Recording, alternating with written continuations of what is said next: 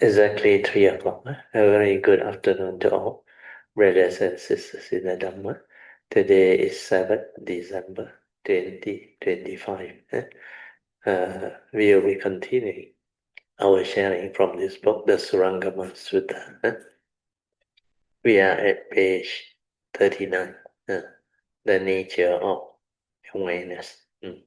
Okay, as usual, we will gather and have our physical puja.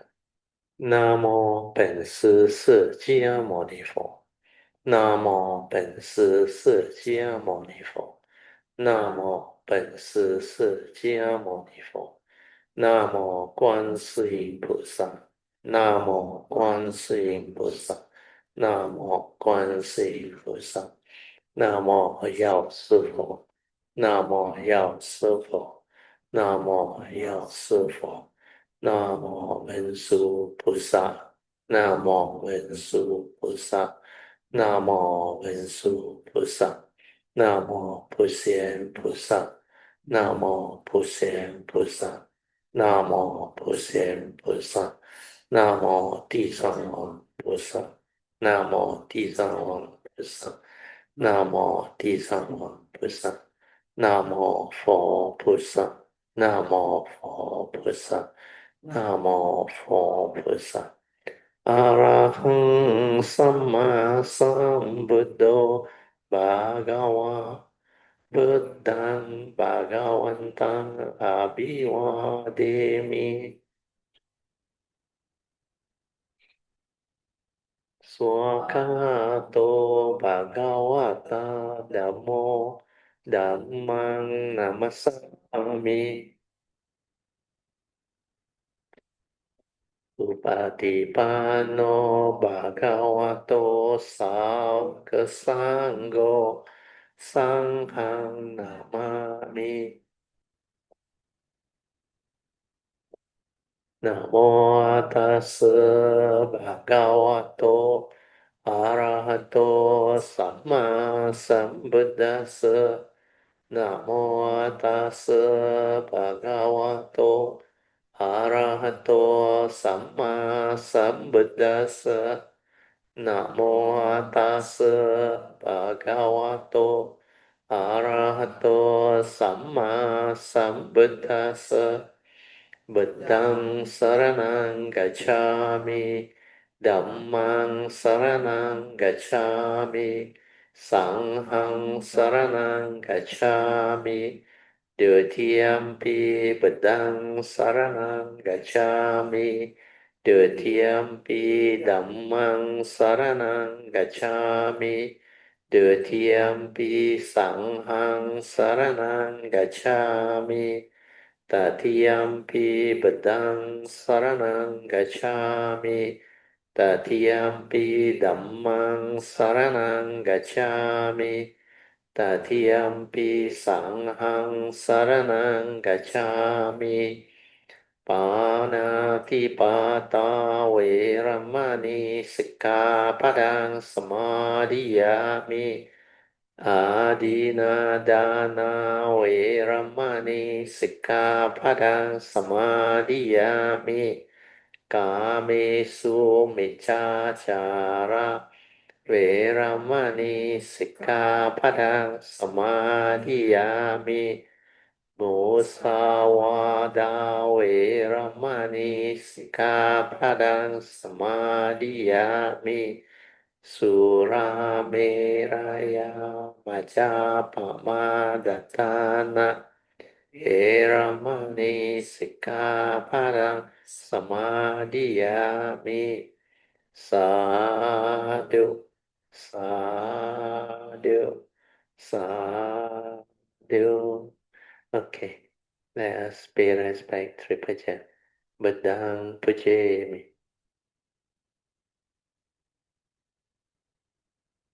Dhammang Pujemi. Sanghang Pujemi. Okay, you can be seated. Turn to page 6 of the chanting book. We will do the invocation to the Devas. Invocation to the Devas. in this universe in their entirety. Let the deities and devas come here. Let them hear the good teachings of the King of Sages, which gives heaven and release, Nibbana. This is the time to listen to the teaching. This is the time to listen to the teaching. This is the time to listen to the teaching. Samanta Chakawalesu Atraha Kachantu Devata Saddammang Munirajasa Sunantu Sakemokadang Dhammasonan Kalo Ayang Badanta Dhammasonan Kalo Ayang Badanta Dhammasonan Kalo Ayang Badanta Namo tassa bhagavato arahato samma sambuddhassa. Namo tassa bhagavato arahato samma sambuddhassa. Namo tassa bhagavato arahato samma sambuddhassa. Iti piso bhagava arahang samma sambuddho. Vija jana sampanno sugato lokavido anuttaro purisa dhammasarati satta deva manusanang buddho bhagavati Swakato Bhagavata Dhammo Sanditiko Akaliko Ehipaseko Opanayiko Pajatang Veditabo Vinohiti Supatipanno Bhagavato Sangha Sangho Ujupatipanno Bhagavato Sangha Sangho Nyayapatipanno Bhagavato Sangha Sangho Samici Patipanno Bhagavato Sangha Sangho Yadidam Chattari Purisa Yukani Atta Purisa Pugala Esa Bhagavato Sangha Sangho Ahuneyo Pahuneyo Dakineyo Anjali Karaneyo Anuttarang Punyang Ketang Lokasati Sadhu Sadhu Sadhu. Okay, yeah, okay, we sit that, and we shall continue from where we stopped at. Turn to page 39. The nature of visual awareness. Okay. Before we start on this chapter, I think the last session I told you all to remind me, because we don't have enough time to go through the sutta Sariputta gave on the eight type of jhana. He follow up with the number 9, cessation of perception and feeling. Then that one I read to you halfway, then we don't have enough time, I think. So today I will continue. I send you a link, my Kayamita there. You open it up. This link is very good. This one is by this venerable Vimalamsi. He did a lot of research during his later part of his life, and he finally came to a good understanding. That's why he wrote this part. He explained that there were two types of jhana. One is referred to as the mundane jhana, lokiya jhana. The other one is supramundane jhana or lokuttara jhana. Then later on he used the word samatha jhana or energy field. Then the other one is awareness-based jhana. And he explained why the Buddha, after learning the first 8 jhana from the two teachers, Arai Udaka, and why that type of jhana is not conducive for wisdom, and there can be no awakening. Yeah. Then he talked about the other type of jhana, which is linked to wisdom. So he called it awareness-based. Then he defined the meditation as awareness-based, leading to wisdom. And sometimes they call it uh, samatha vipassana, or what they call tranquil wisdom. Yeah. So the Buddha's discovery, the two types of jhanas. So Sutta Majjhima Nikaya 36, the Mahasacaka Sutta, the great discourse to Sacaka, provides critical evidence that the Buddha did not rely on absorption jhana, or in bracket samatha jhana, means energy field, one-pointedness, or absorption, to achieve enlightenment. Instead, it highlights his discovery of a more balanced approach, which aligns closely with the practice of a different kind of jhana. That's why this monk, Vimalaramsi, he called it the tranquil awareness jhana. Yeah. Means you allow the mind to be naturally quiet, realizing tranquility and stillness, then use it to develop the meditative wisdom, which for those who understand is to develop the direct seeing and insight into phenomena, to awaken, to see things as they are, to awaken to the universal characteristics of anicca, dukkha, and anatta. So that was the reason why the Buddha actually moved away from the two teachers and on his own seek the middle path.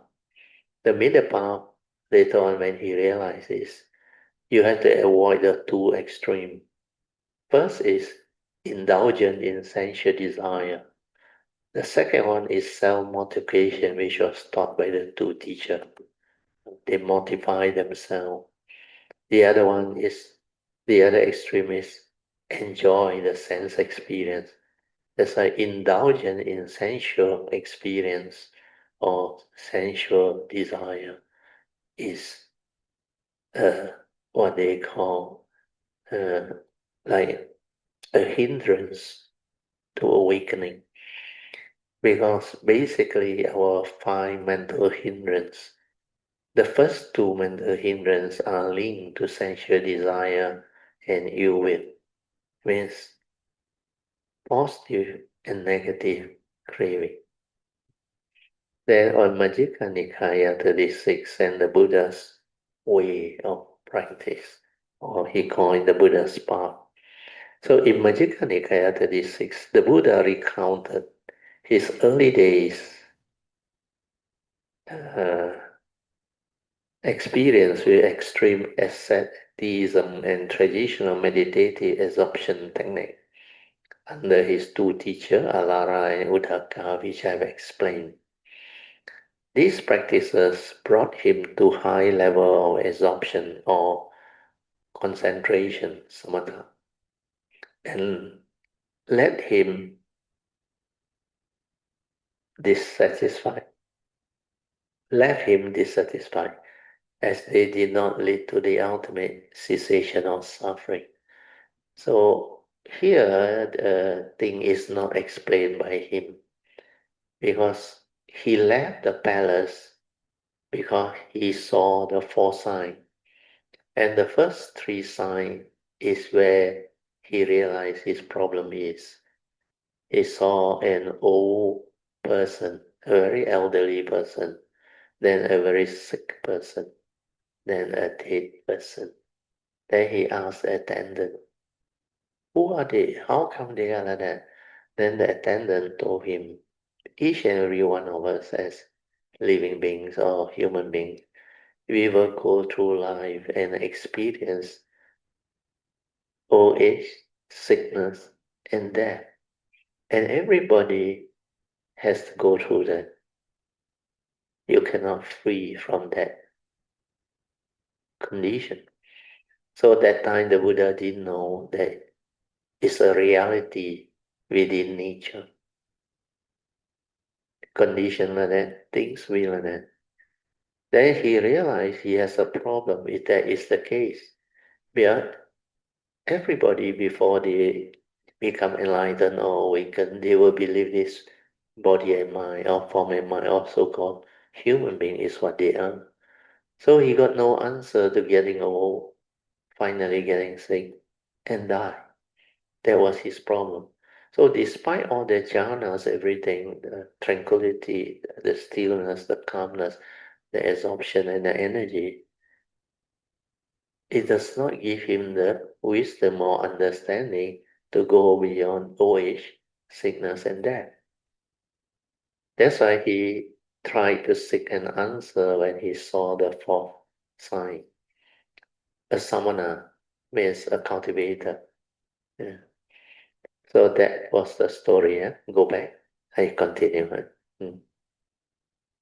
So the explanation is more important. Then the first thing the Buddha did was, he said, he rejected this absorption or samatha jhana. The Buddha described attaining even the formless, immaterial absorption, such as the base of nothingness, or the base of neither perception or non-perception. These are the 7 and 8 jhana that the last two teachers taught him. Uh, he attained all of them. While these states offer deep concentration and tranquility or stillness, they were temporary and did not uproot craving, tanha, or lead to the realization of nibbana. Because all this, it can manifest because the mental hindrance are suppressed due to the conditioned mind, which is the energy field, the concentration. So the mental hindrance are suppressed, but it's not rooted out. That's why when they loses their ability to be in this jhanic state, especially after they become weak through going through old age, sickness, and pending death, they have problem. They cannot maintain the jhana. Then they will develop what they call disease and problem. So this is the part the Buddha realized. That's why he said they were temporary and did not uproot craving or lead to the realization or enlightenment. Means the problem that he's saw and sick as an answer is no answer. Is he cannot do anything when the body gets old, gets sick, and ending there. So old age, sickness, and death still a problem. Yeah. Then number two, he realizes the middle way. After abandoning extreme asceticism, or what we call self-mortification, and absorption-based practice, the Buddha realized that a balanced path, neither indulgent in sensual indulgence or sensual pleasure,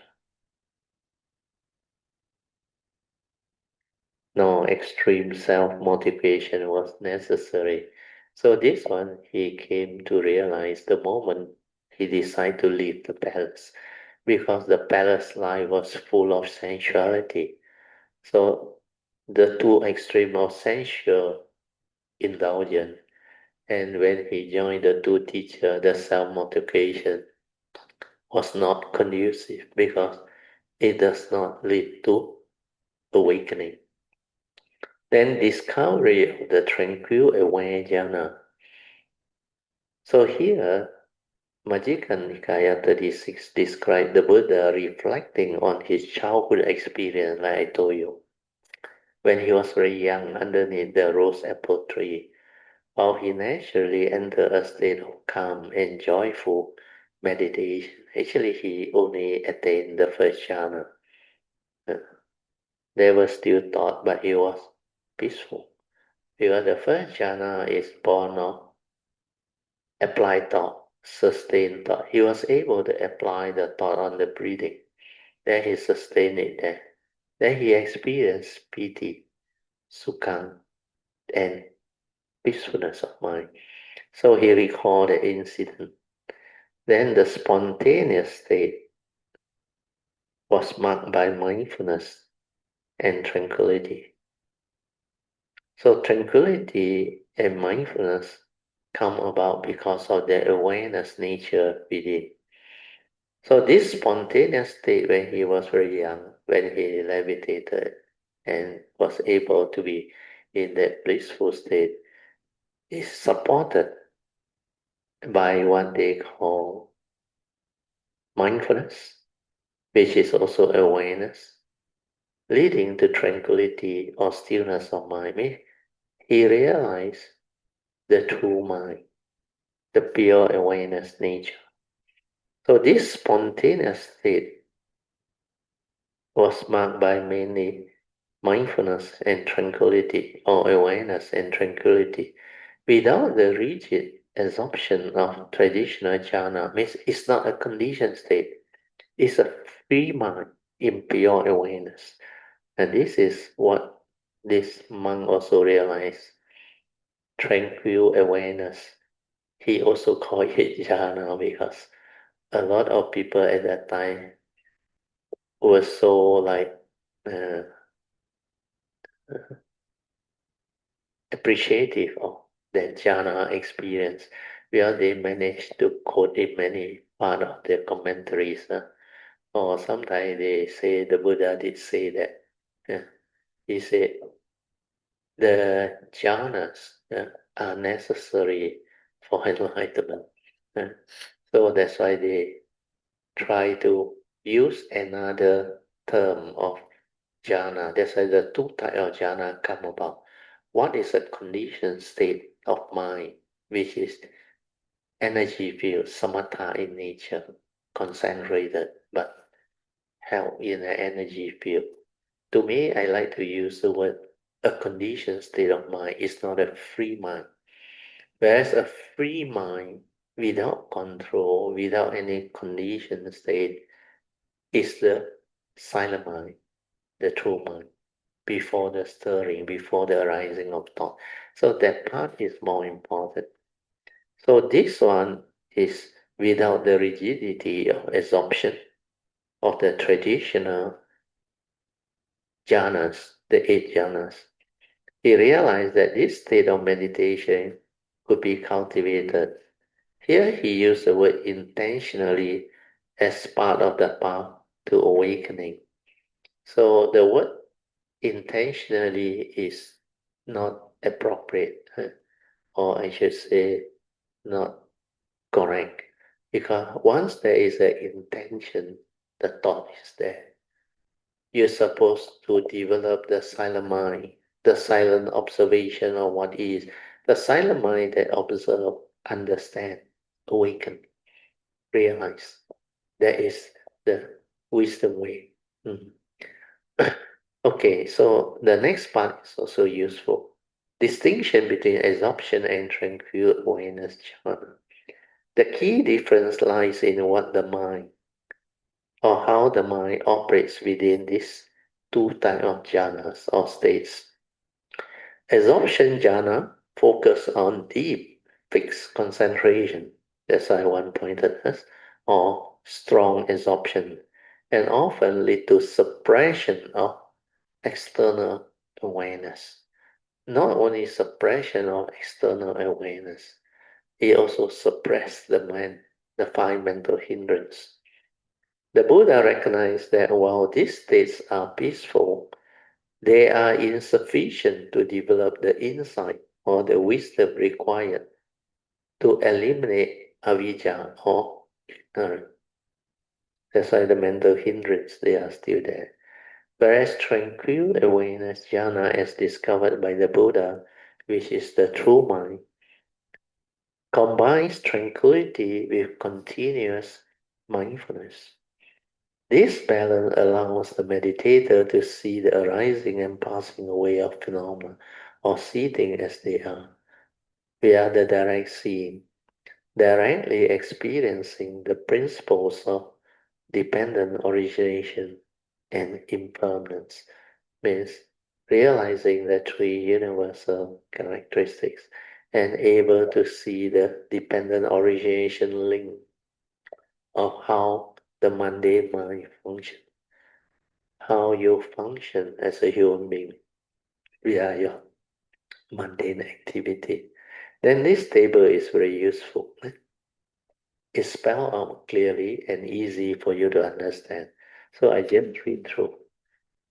The first one is they have the aspect for the concentration jhana or energy field jhana, the traditional eight jhana. The focus is on fixing the mind through applied thought and sustained thought, and develop intense concentration. Whereas the other one, tranquil awareness state, is just an open and relaxed state. Means you relax it. That's why the first support is relax and maintain awareness. No focusing, no concentration, no fixing the thought or the mind. Then the second one is key. Insight into Dhamma to develop the wisdom and the awakening. If you do the jhana, traditional jhana, it cannot develop wisdom because it's limited due to the clinging or attachment to deep states of concentration. That's why under the 10 fetters, the 6 and 7 fetters, yeah, attachment to form jhana and the formless jhana. These are high level of concentration, and the Brahmas are caught inside there. And the formless rhyme also, they are also caught inside there. So because of that, they still haven't really ruled out avijja. Yeah. Whereas if you do awareness-based, or they call it tranquil awareness-based jhana, they also call it jhana. Yes, you see, jhana, if you define it by the term, eh, like the first jhana, it has the five jhanic factor: applied thought, sustained thought. But in this case, the awareness base, they don't have applied thought and sustained thought. They straight away experience pity. Sukhang may also arise, but after that, they will realize paucity, which is tranquility of mind and stillness of mind. They don't have to go through the blissful state. Even they go through, they don't attach. Yeah. So when you say the mind is tranquil, experiencing pity and paucity or tranquility and stillness of mind, this mind state you can also call it jhana, where jhana is actually defined by the tranquil and strong, peaceful state, experiencing the pity, then the sukhang, then they go for one-pointedness. Uh, instead of developing wisdom. So pity is an enlightenment factor, but they tend to attach. Then it accumulates into sukhang, very blissful. They also attach. Their one-pointedness make their mind more concentrated and powerful. They also attach. So that is a conditioned state. Of course, that one can give rise to beautiful experience. The 50 divine samadhi, etc., all can manifest. Some are very powerful mind state, but they are not conducive for enlightenment because the mental hindrances are all suppressed. So this is why when you do awareness based, when you silence your mind and maintain awareness, it can lead to insight into phenomena, the universal characteristic. That's on the second column. Insight into Dhamma. You develop the known as encourages insight into impermanent and dependent origination. Actually, it is the silent mind that can see things as they are and develop the wisdom and the understanding, which is the 12 link or whatever. Even how you stir your mind and develop the emotion, the fear, the worry, the anxiety, the various mind states. Then you start to understand how that form and mind stir and react to sense experience and condition all this negativity of mind state. Then you will also come to realize if you don't do anything, you silence everything, it ceases. Which means you realize that they are not intrinsic within you. They are dependent originating mind state. That's how you awaken.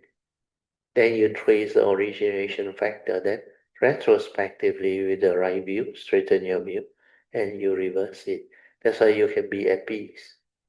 Develop the tranquility of mind, stillness of mind, and yet be at peace with all life situation. Yeah. Then number 3 is craving. So samatha jhana or concentration jhana can lead to attachment, I explained earlier on. Whereas awareness-based jhana, you won't entangle with that. Here they put reduces craving through understanding. Means when wisdom arises, you know, he know you, he know me. All these are phenomena. They arise and they pass away. Condition arising, dependent, originating. No reality. They just come and go, arise and pass away. And as real it can be, it's only within the moment. It's just consciousness, mind made. That's why, not what you think. Although externally they are like so real, the form, the visual, color, shape, and form, like very enticing, very real. Sometimes you can feel the physical hardness, everything, like the what they call reality of it, because you can feel it, you can really see it, observe it, sense it. So to you, through your sense experience, it's like real. But what is real? What is unreal? How do you know? These are external form, like the bullock cart, the chair, the whatever that you come to experience through the mundane consciousness, understand? Through perception. And what is it? It's just an image. Then through your observation, you know they are all dependent originating phenomena. not a permanent, unchanging entity. That's why externally already not so real. Dependent on condition, they arise. When conditions cease to be, they cease to be, like the block cut analogy. That's why the Buddha gave it. Take away all the part. Where is the block cut? Gone. Assemble them back, arise again. So externally already dependent originating phenomena, not what you think, like your furniture, your chair. You need all the causes and conditions for it to arise. Take for example, your table or your chair. You need to gather the raw material, a skilled worker. Or nowadays, maybe they can manufacture it through the manufacturing process. And everything can be mechanized and manufactured. Then they arise. Then somebody sell it to the market. Then you happen to buy it. Then you like own it. Then it arises within your house. So all this you can see they are dependent originating phenomena externally. Then how do you know it's a table or a block? It's only an image mentally perceived. This is even more unreal. Then why do you attach, cling, and hold on to it and give it so much meaning? Then how come you can become miserable over trying to own all this? Crave to have them.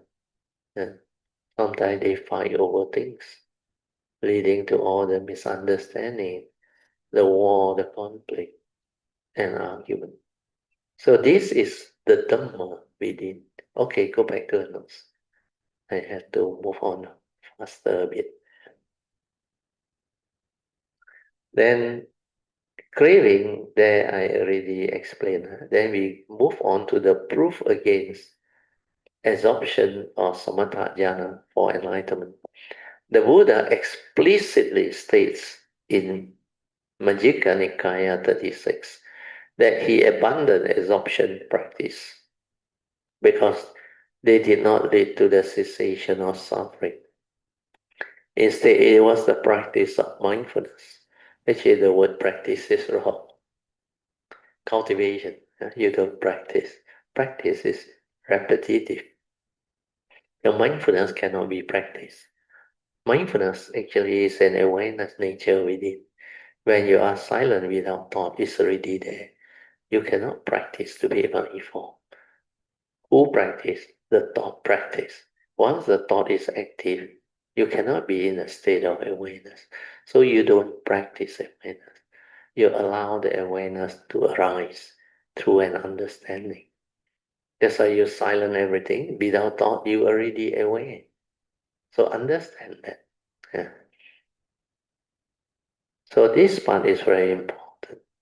So when he realized that this type of samatha jhana or absorption jhana did not lead to the cessation of suffering or the realization of nibbana, which is the enlightenment, instead it was the practice of mindfulness and the cultivation of insight knowledges through a tranquil yet aware meditative state. This is the silent mind, awareness base, that brought about his enlightenment awakening. How did he awaken? Yeah, like I explained to you. He awakened because when he saw the dependent origination, he realized the physical body, like any other external form, is also dependent originating condition arising phenomena, not a permanent unchanging entity where you can cling on to, hold on to, and say, this is me, this is I. And because of this entity or personality, therefore all this can be mine, can be owned. No, he realized. Then when he realized that this form and mind is not him, but a karmically conditioned form and mind for him to come to this existence world to live life, then his problem of old age, sickness, and death is gone. Because old age, sickness, and death pertain to the fixed form and mind, which is not him. Then If this reality is what nature's law is, the physical body will go the way of nature. Then he also developed the wisdom and realized that the five aggregate of form and mind are empty because of the three characteristics of anicca, dukkha, and anatta. He not only see the form having the universal characteristics of impermanent, go the way of nature, dependent, originating, condition arising. He also see their anatta nature. Yeah. Then likewise, when he silently, through awareness, observe the feeling that arise and pass away, the perception that arise and pass away, the sankhara activity that arise and pass away, the consciousness that arise and pass away. Then he realized he didn't die. If he didn't die, then feeling, perception, sankhara, and consciousness is definitely not him, Manasana. If it's him, when feeling change, he should die with it, isn't it? No, he didn't die. So he realized the aggregate are dependent originating phenomena, entity, pertain to the mundane consciousness and its content, mundane mind. That's why through this he realized profoundly that there was no problem all the time. The other form of mind was not here. So there was the big enlightenment, the awakening that he awakened to. Then from there onward, he got no more problem. That's why after that he came out and teach. He shared the five daily contemplation. Yeah. So the five daily contemplation actually points towards that thing. Yeah. This body of ours is of the nature to grow old, get sick and die. For it has not gone beyond old age. Sigmund said that. Means this form of mind has nothing to do with him. Although he cannot deny it's chemically conditional, but it's not a permanent and changing entity. It's not real. That's why don't attach, don't cling, don't grasp, don't be deceived by it. Yeah. So that part is the beautiful realization. Then you cannot own anything because you are not a permanent and changing entity. That nature is not a being. It cannot come out and live life. It's not you. So that direct seeing, awakening, and insight actually gave him that understanding and wisdom, or you call it awakening, realization. That's why he got no more problem. Yeah. Then after that, the conclusion part. Oh no, there's another part. Sorry, before that. I'll go down a bit. Go backward a bit. Go backward. Okay. Okay. So the next paragraph. Bhante Vimalaramsi and his student David Johnson further emphasized this distinction, arguing that the Buddha's own words and practice actually should be cultivation, as described in the sutta, validate the tranquil awareness jhana as a more effective way to awakening. He came to this conclusion. That's why I say he did a lot of research actually. This monk originally is American actually. He came to my house before in the early 80s, I remember. I met him in Brickfield. Then he liked to talk to me. Then he followed me to Thailand, meet my teacher Ajahn Andra. Then he told me he has spent, before he met me, 20 years doing vipassana in Burma, Myanmar. But he said he realized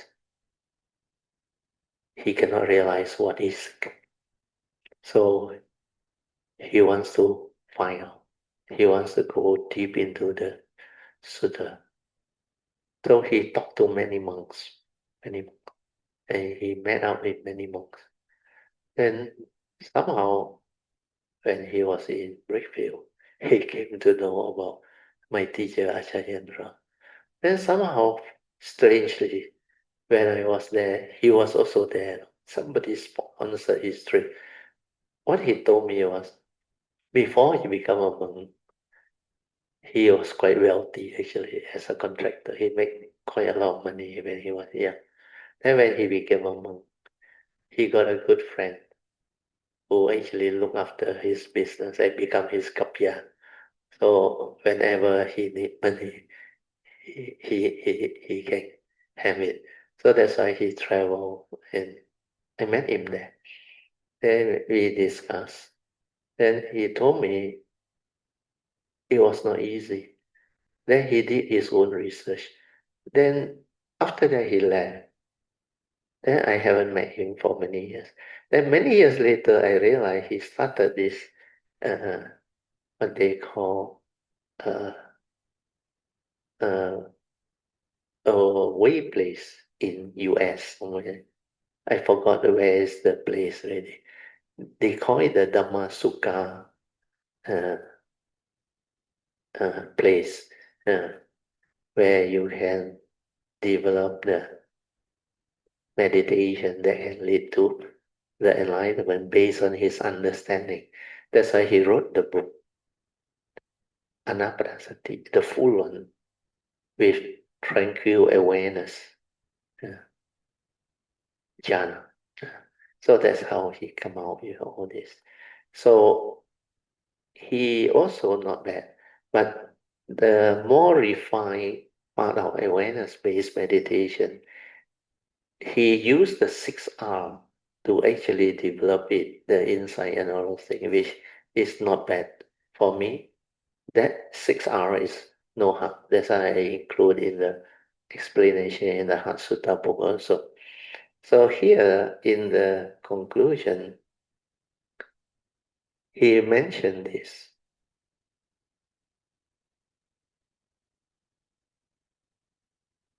Oh, sorry, there's a last paragraph.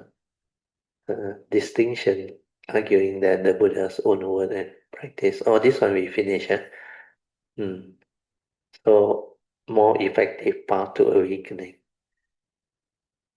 Absorption jhana, which is samatha jhana, while peaceful, often lead to attachment and fail to address the root cause of suffering. That is true. Then conclusion. Majjhima Nikaya 36 is the cornerstone sutta that demonstrate the Buddha's departure from traditional meditative practices. Where in the ancient day, during the time of the Buddha, Jhana is very popular. It's a Hindu practice. Uh, that's why at that time, everybody talk about Jhana, including absorption jhanas or samatha jhana. His rediscovery of a natural, balanced meditative state means a free mind, marked by mindfulness, leading to piti and tranquility, piti and passaddhi, lay the foundation for tranquil awareness-based meditation or jhana. This practice is highlighted in Bhante Vimalaramsi's teaching, and her book Path to Nibbana serve as a practice. It should be cultivation and direct means to liberation. Okay, and David Johnson, I think, helped him a lot, along with, of course, he used ChatGPT also. Friend, I think they Google, and now the teachings start to come out. Surprisingly, that day I think I don't know if it was Pang or his wife Angie. You remember he sent a thing. Oh, ChatGPT now identify and summarize my teaching as awareness-based meditation leading to daily life. Yeah, that type of teaching is very unique, and he actually put it in words that is very well written. So they are very good at doing that, all this ChatGPT or any AI that because they can gather all this information then they know how to screen and summarize what you share and what you think. Because of that, if you know how to use them, you can actually make a lot of progress and develop a lot of your own understanding. But cultivation is about real self-realization. It's not just knowledge. Okay, we finish. So with that, I will just have to add in one last part. Under that Samadhi Sutta that earlier on I talked about, when they asked Sariputta about what is right view, so Sariputta actually mentioned this eight jhana, then he continued with one more, the ninth meditative state, which is the cessation of perception and feeling. So according to those who have the understanding, they got one type of experience that they call Nirodha Samapatti. That one is cessation of perception and feeling. They got a Pali word for it also. But the actual realization of Nibbana is the pure awareness nature. That one also ceases. Everything ceases. Pure cessation. But what Sariputta gone through must be that glimpse of cessation. Yeah. So that cessation of perception and feeling means the mundane mind, the aggregates, everything ceases. And not only that one ceases, yeah, that one ceases means no thought, nothing. You still have your pure awareness nature, isn't it? Yeah, from the pure awareness nature, the thought arises, isn't it? The consciousness and its content, everything. But the real realization of Nibbana is the pure awareness also cease. So when Sariputta was highlighting this, he added in this the ninth meditative state is the realization of cessation of perception of feeling as the real enlightenment cessation, which is not wrong also. Because they also realize that you need to go through cessation to realize enlightenment. Like the Buddha said, if there do not exist the unconditioned, escape from the conditioned world of Dhamma is impossible. That's why you must realize the unconditioned, which is the complete cessation of form and mind, including the pure awareness nature. So they use the term Nibbana to express that. So he said, if you can realize that cessation, then that is right view, leading to right view, realization, enlightenment, and awakening. Okay, so with that, we continue our new section. So now we go to the actual topic, nature of visual awareness. Okay, go to the next page. Can you make the word bigger? You cannot retain the size. Bigger a bit. Okay. Good. It is the mind that sees. So this statement, you must actually inquire and investigate into it. Like I explained to you before, mind alone don't see. Understand?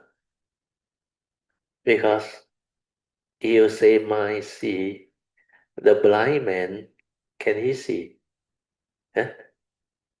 The blind man got a mind inside, but he cannot see.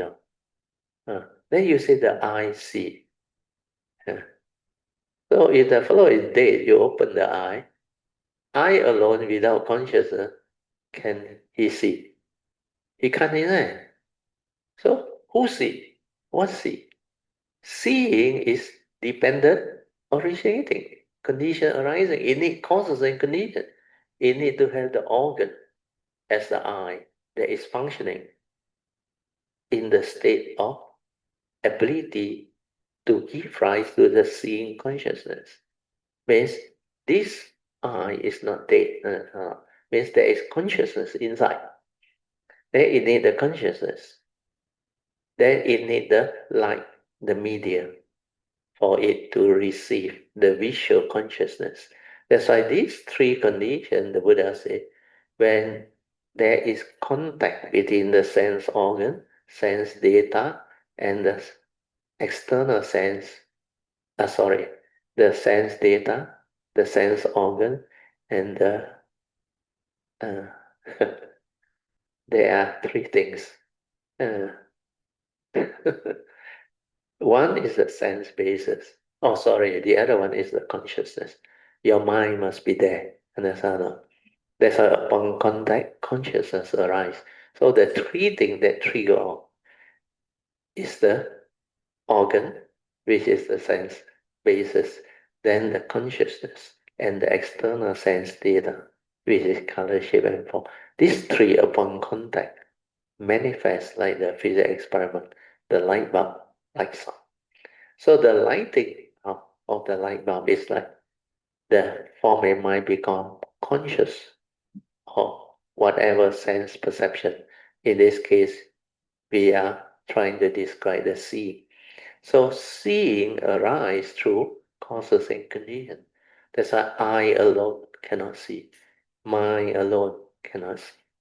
Seeing is dependent origin. Now you realize the Buddha is so wise.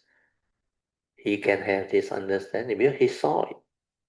Then through that realization, he realized that all these are conditions arising phenomena. And everything is dependent originating, condition arising, cause of phenomena. That's why the Diamond Sutta came out with a beautiful summary.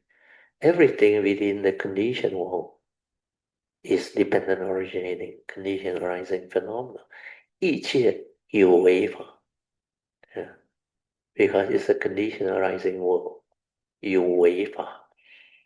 Then waver is without causes and condition, means the unconditioned. So the conditioned Dhamma and the unconditioned Dhamma, if you have mindfulness and awareness, you can see, you can understand. Then you realize why the Buddha said, after you realize, then you know it's not a permanent unchanging entity. It's unreal. It's all dependent originating, condition arising, causal phenomena. No causes and condition, nothing arise. That's why the Buddha, in a very wise and powerful way, every time told the disciple, Ananda every time repeated, whatever arise, there are, there are what? Causes and condition behind. Which means what? Where ours is a condition world. For anything to arise, there must be causes and conditions behind. Otherwise, it cannot arise. That is the meaning of why he said the no, the mundane mind. There is a forerunner of all things. Mind make it. But how do we know things? How do we perceive things? Everything that arises need to be perceived to know it, isn't it? That's why it's dependent originating. Mind make a day. Understand? Without mind, there is no story to tell. Understand? He know you, he know me, no word, nothing. But because of this mind, that's why mind is the forerunner of all things. Mind is chief. When mind arises, all things arise. And the teaching is actually very direct and very simple, but it's very profound. It's the totality of understanding. When you understand that, you understand the whole totality of the phenomenal. Then from there, you can develop the wisdom, sitting as they are, to unravel the nature's law that governs life and existence. Then you realize the Buddha's understanding of the Pancha is very powerful. It covers everything. That's why when I was young, 1971, when I saw the book, the first edition of the Chief Reverend K. Sri Dhammananda's book, What Buddhists Believe. I saw the Four Noble Truths. First time I saw it, I already knew at that time, when I was 17 years old, that this is it. No need to search. We have these Four Noble Truths. The whole of life, both mundane, supramundane, all inside there.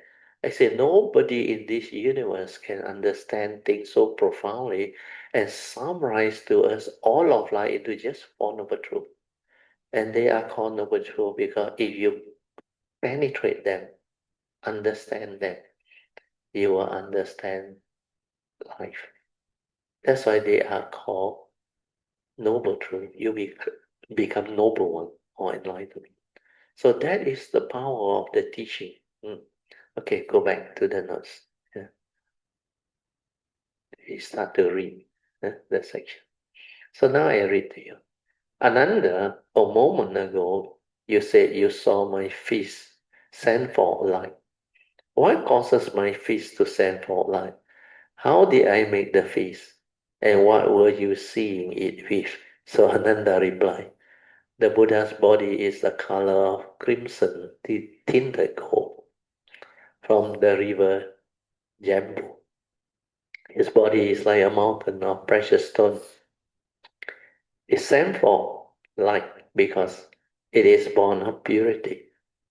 With my own eye, I saw his hand when he held it out for us and made a fist by curling his wheel imprinted finger. Then the Buddha said to Ananda, now the task come one will demonstrate a truth for you. Following the wise who use analogy as aid to understanding.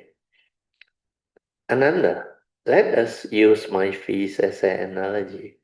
Without a hand, I couldn't have made a feast. Without your eye, would you be able to see? Are these two situations similar? Ananda replied, they are, O honored one, because without my eye, I can't see. Therefore, the task comes making a feast can be compared to my using my eye. The Buddha said to Ananda, you said they are comparable. However, they are not. Why? A person with no hand will never make a feast. And Ananda got already. But one whose eye does not function will not be entirely unable to see. So now you understand. Why? If you ask a blind man on the street, do you see anything? He would no doubt reply. Where was the sentence? Okay. All that I see in front of me is darkness, nothing more. Reflect upon what that might mean. Although the blind man sees only darkness, but his visual awareness itself is intact. You know the meaning or not? The awareness nature is intact, understand? That one which can manifest, because there is a pure awareness nature, can manifest the seeing consciousness is intact. That one never disappear, all the time there. Then Ananda replied, it's true that all a blind man see before his eye is darkness, but can there really be what is called seeing?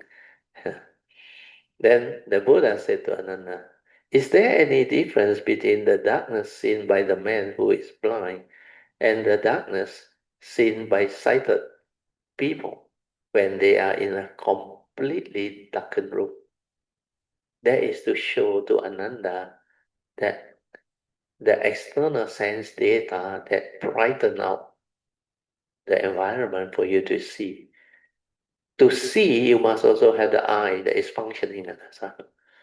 But you go into a dark room, even if your eye is functioning, the light that comes in and brighten out the environment for you to see just now is already gone, understand?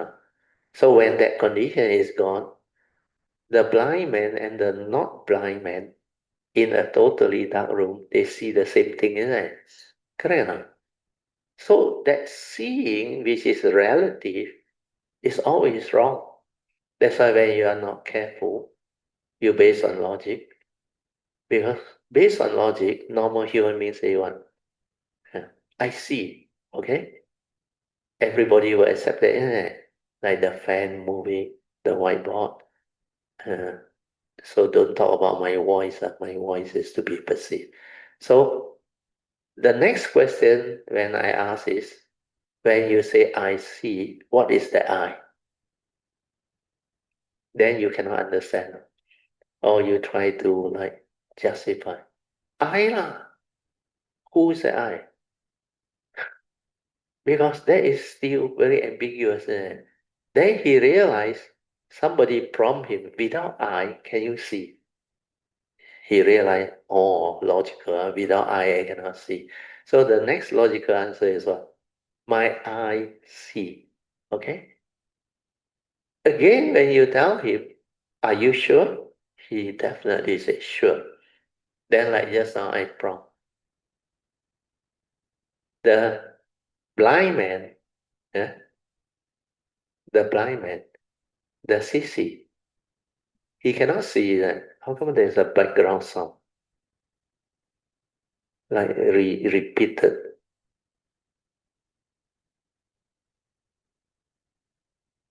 Like the voice come out. You hear not? Huh. How come we is there anything wrong? If affect the recording, then maybe. Oh, not affecting. Then okay, never mind. Continue. So that part is very important. You must understand what is seeing. Seeing consciousness that arise through causes and conditions. So I alone don't see. Mind alone also don't see. Because the person who have eye, if he's in a dark room, he also cannot see. Okay? Then the blind person go outside, yeah? He has a mind, he also doesn't see. That's how not. Because the causes and conditions for seeing consciousness to arise is not complete. So I alone don't see. Mind alone also don't see. Then what is seeing? Seeing is dependent originating condition, right? The three basic conditions behind its arising must be there. Okay, now we go back to the next line. Yeah, these are footnotes. Oh, no need. No need. Okay. And I think the sutta part continue. Say no, Your Honor. There is no difference between the darkness seen by the sighted people in a complete dark room and the darkness seen by the blind. Then suppose Ananda, the Buddha asks, that the blind person who has been seeing only darkness now see before him a variety of objects because suddenly he has regained his sight. In such a case, would you say it is his eye that sees? Therefore, when a sighted person who has been seeing only darkness in the dark room now see before him a variety of objects because someone has suddenly lit a lamp. And this one is a good analogy. You will have said by analogy that it is the lamp that see. So by logic, you will always have that gullible thinking. Now, if the lamp could see, it would no longer be what we would call a lamp. Moreover, if it were the lamp that see, that would what would that have to do with the sighted person? Thus, you should know that in the analogy, the lamplight simply listen to this line. The lamplight simply reveal visible object. Is the eye that see, not the lamp. Understand? Review means what? Create the causes and conditions that I told you. When the causes and conditions, the external data come in, there is light. That's why visual consciousness can arise.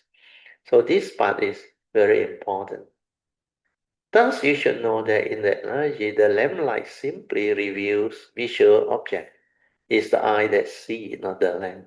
In actuality, the eye themselves simply reveals visible object. It's the mind that sees, not the eyes. So they lead you inward, understand? You need the condition. So visual awareness does not move. This one refers to your pure awareness inside. Ananda and the others in the great assembly have not understood what they have heard and were so silent, and so were silent. But they hope that they would hear the thus come one continue to proclaim the teaching. Putting their palms together, they clear their mind and waited for the Buddha to compassionately instruct them. Why did they put their palms together, where it represents their single-mindedness? They were of one mind, not two. When your hands are apart, it is said you have 10 minds. And when your palms are together, it is said that you have one mind.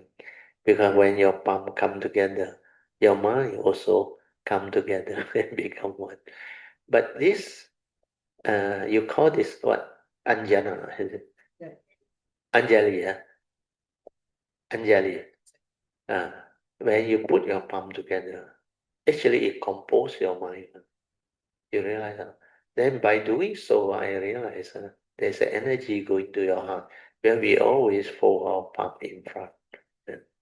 Then there's energy that goes. That's why you pay respect very often. You do your bowing. You develop the faith. This energy, which are spiritual faculties energy, they actually will activate your heart area. Then it make it sensitive.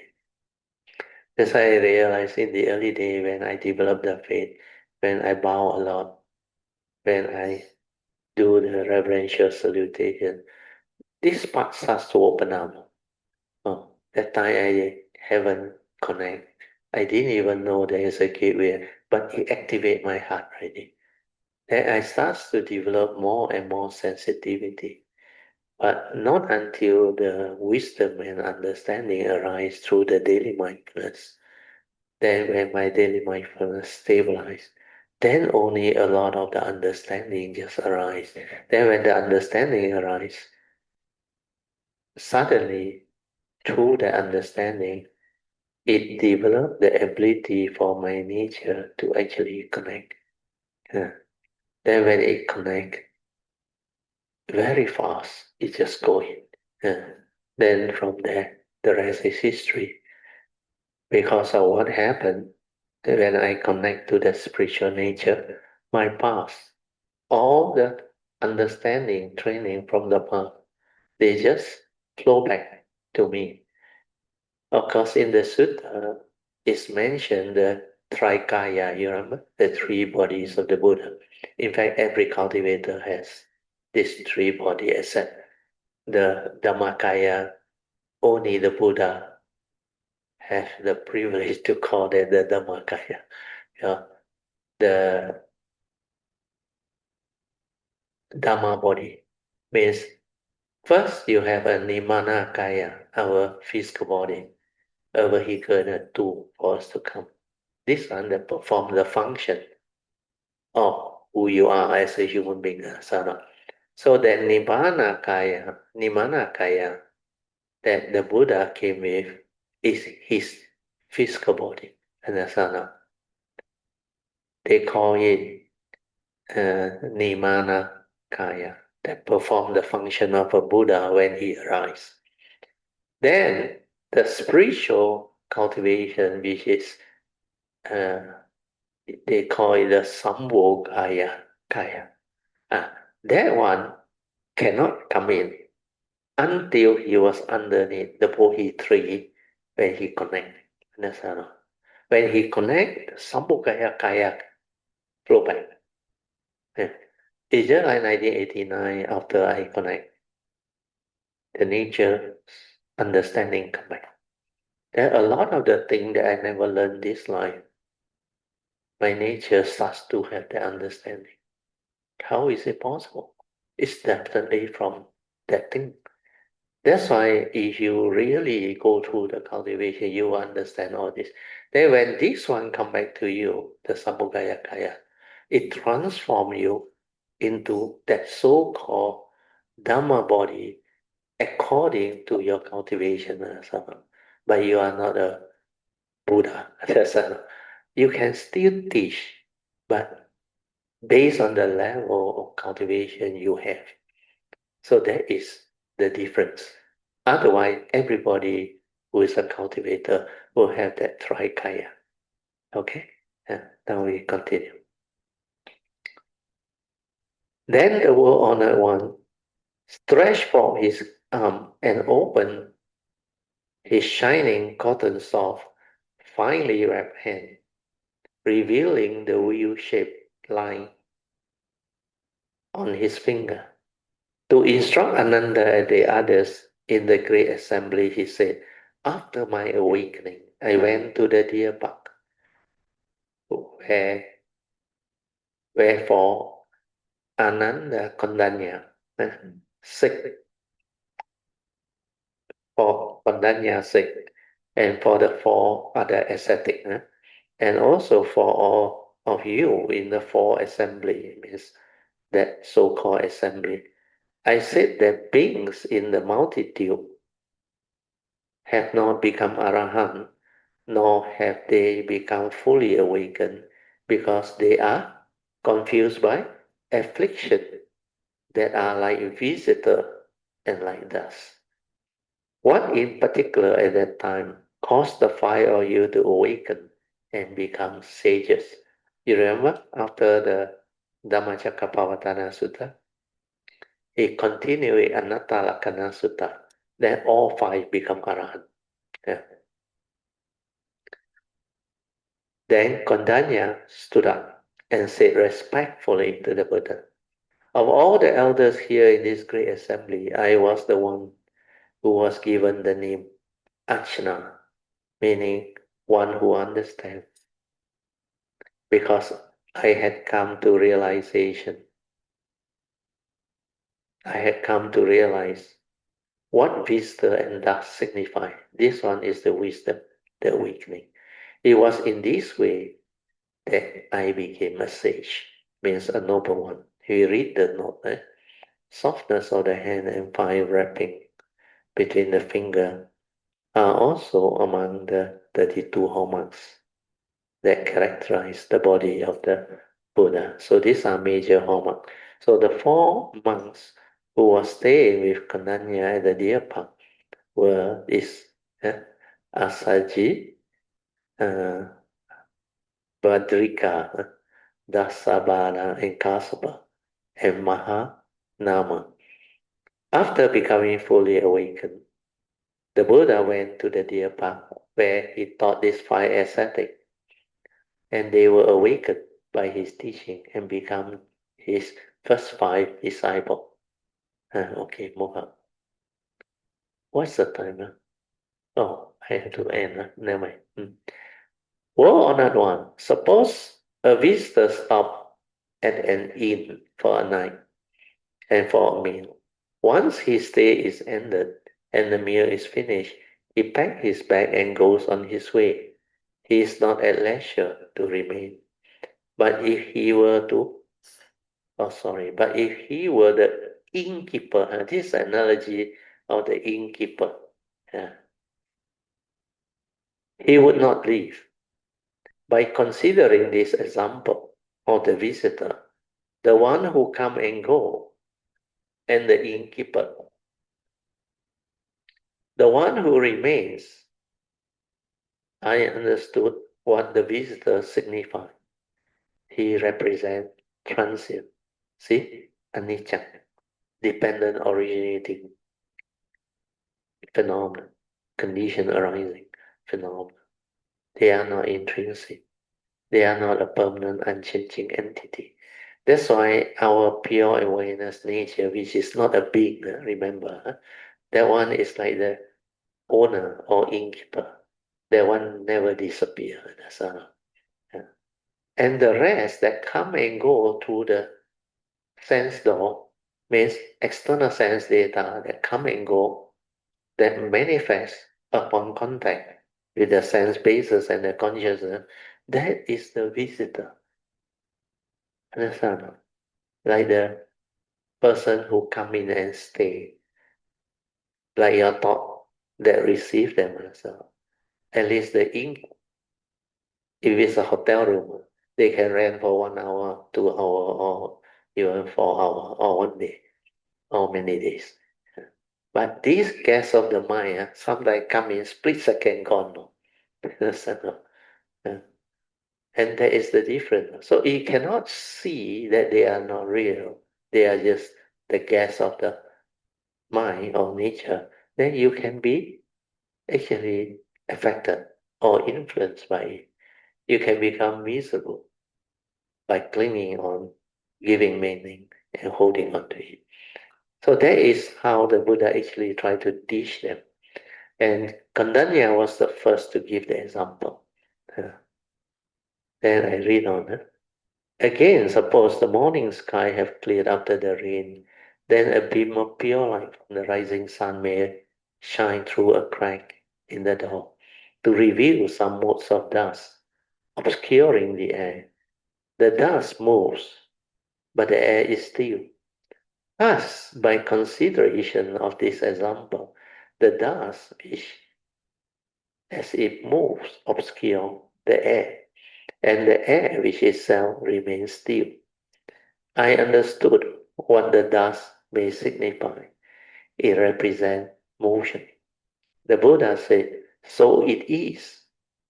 When the sun has just rise or come up, early in the clear fresh morning, a morning after rain, the sun shines through a crack in the door, or perhaps a crack in the wall, and it display the fine bits of dust bobbling up and down in space, moving all around in the sunshine. If the sun does not shine or doesn't shine in the crack, we can't see the dust, although there is actually a lot of dust everywhere. But while the dust moves, bouncing up and down, the space is still. It doesn't move. Ability to see the dust in the light that pours through the crack represent the attainment of the light of wisdom. Means you can see them sitting as they are. When you reach the first stage of the sainthood, here they use the word arahatship. First stage is sotapanaship. And overcome the 88 kind of deluded awareness. You have the light of wisdom. Then you can see your ignorance, which move like the dust in sunlight, and which cause as many afflictions as there are sand grains in the river Ganges. You will also see the unmoving stillness of your essential nature. And this is a very good analogy. You see, like nature. The silence of nature is always there. You realize or not? That one is what we call the pneumono. Because that is the oneness, silent, complete. But when phenomena arise, what happens? Huh? The vibration create one noise, music, sound, nature's whatever vibration or chipping of the birds or our voice, everything. This create sound, understand? When sound arise, vibrate through vibration, etc., what happened to that silent of nature? It's gone, isn't it? Then when you perceive all this, which is dependent originating, means you are deluded by it, understand? Because the phenomenal world of consciousness manifests within the oneness. So the silence of nature is independent of condition. Understand? It doesn't need any condition to arise. That's why our nature, this pure awareness nature, is capable of perceiving the silence. But there is no sense data to trigger off any consciousness to make you aware of silence. That is your essence of mind. That is your true mind. So its essence is capable of being aware. That's it. Beyond that, it knows it's false. It's the unreality. It's the no. Dependent originating, condition arising, cause of it. That realization is most powerful. That's why the silence of nature is similar. It's a very good analogy. Your nature is that nature inside. It's just aware, understand now? Like the silent nature. But it can be aware of anything, whether got object or no object. Got object means dependent originating, condition arising, the mundane creation already. Without object, it realizes the true silence, the true stillness or tranquility, the reality within, which is not dependent originating. So that understanding is very important. Okay, we go back. I read a bit more, then we can stop for meditation. Therefore, the task come one before the assembly make a feast with his wheel-like finger, and having made the feast, he opened his hand again. Once his hand was open, he made the feast again and said to Ananda, "What did you see just now?" Ananda said, "I saw the task of one before the assembly, opening and closing his hand over his resplendent wheel-like palm." The Buddha said to Ananda, "You saw me here before the assembly, open and close my hand. Was it my hand that opened and closed, or did your visual awareness open and close?" Ananda said it was the world or the one's resplendent hand that opened and closed before the assembly. Although I saw his hand open and close, my visual awareness neither open nor close. That's why this one is all the time there. That's how the Buddha said, what moved and what was still? That question is very important. Ananda said, the Buddha's hand moved, but my visual awareness is beyond even stillness. How could it have moved? The Buddha replied, so it is. Then from his wheel-like palm, the Buddha sent forth a ray of respondent light that flew past Ananda to his right. Ananda immediately turned his head and glanced to the right. Then the Buddha sent a ray to the left. Ananda turned his head again and glanced at the left. The Buddha said to Ananda, why did you turn your head just now? Ananda said, I saw the dust come once, send forth the wondrous ray of shining light, which flew past me on my right. Then another flew past me on my left. My head moved as I looked at the right, to the right and to the left. Ananda, when you glance at the Buddha's light and move your head to the right and left, was it in fact your head that moved? Or else was it your visual awareness that moved? Were or not one, it was my head that moved. The nature of my visual awareness is beyond even stillness. How then could it have moved? The Buddha said, so it is.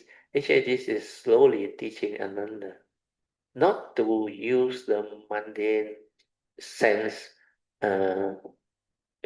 you call this what, sense organ to see. Because the awareness nature actually can see.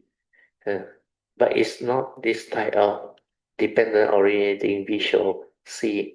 It's when you silence everything, it can actually become one with the whole universe.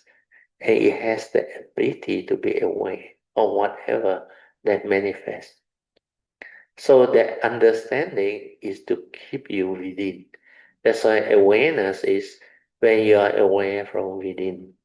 Then only you use it to understand what is outside. That's why the direct seeing, specific phenomenal awareness, spacious awareness is from that nature. Understand? The mundane mind cannot have that understanding and see. It cannot see things as they are. But it's dependent on it. How can you see? So the real seeing is from here. That's why from inside aware, then you can understand what is happening outside. That's why you can see things as they are. You can be completely silent and still to be aware of what is the reality within the moment. If you are lost in thought, preoccupied with all this emotion and everything, then how can you be aware? That's why all these are mundane creation through the mundane mind. Okay, then the Buddha said, so it is. Then the explanation part. Stillness comes from movement. Understand? If there isn't any movement, then there isn't any stillness. So it is said that there is no emergence of the great Surangama Samadhi or entering it. That's the principle here. Thus Ananda said that his visual awareness by which he sees the Buddha is beyond the characteristics of movement and stillness.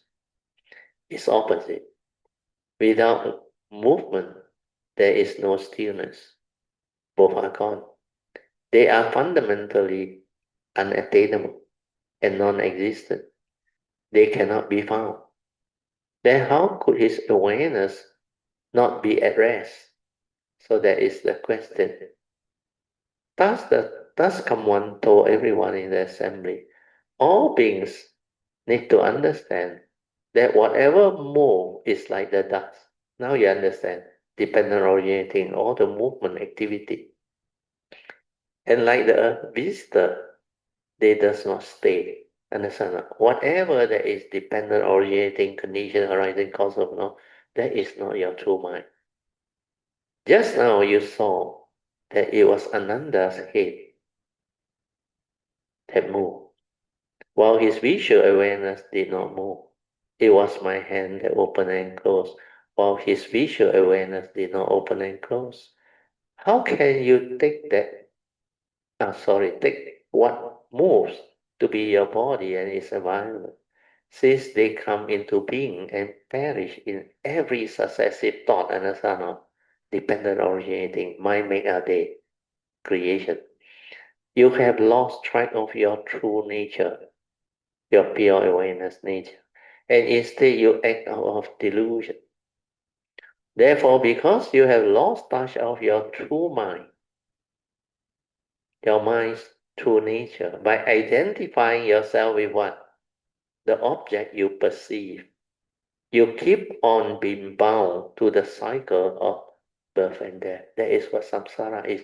When the phenomenal world of consciousness have a lot of meaning, means you are caught in it.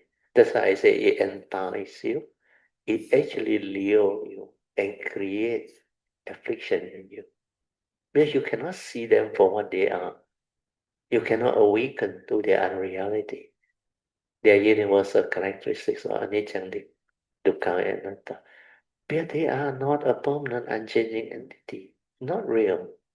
That's why he know you, he know me. And all these are dependent originating phenomena. That's why empty nature of existence, you understand? The final realization of the deep anatta meaning. Not only is non-self, not a permanent, but it's empty, no reality. Finally, 往事只能回味, understand? You can only recall through memory. Whatever happened since the distant past until now, is there any reality? It's already dead and gone, understand now? And all this entity that we give ourselves, these are condition arising Dhamma, understand? In the unconditioned, all this does not exist. But within the conditioned world, it exists. That's why there is law of karma. There is a duty that you must do when you are here. So that realization of the unconditioned and the conditioned, they are a very powerful combination. Then only you can understand life and live life. Okay, so we stop here. You can mark this patient. That's why, because of that delusion, you are caught in samsara. Okay. Okay, we will have all 45 minutes of awareness-based meditation. We are off the light so that you all can relax body and mind, maintain awareness, silence your mind, and continue with your awareness-based meditation. I will set the alarm.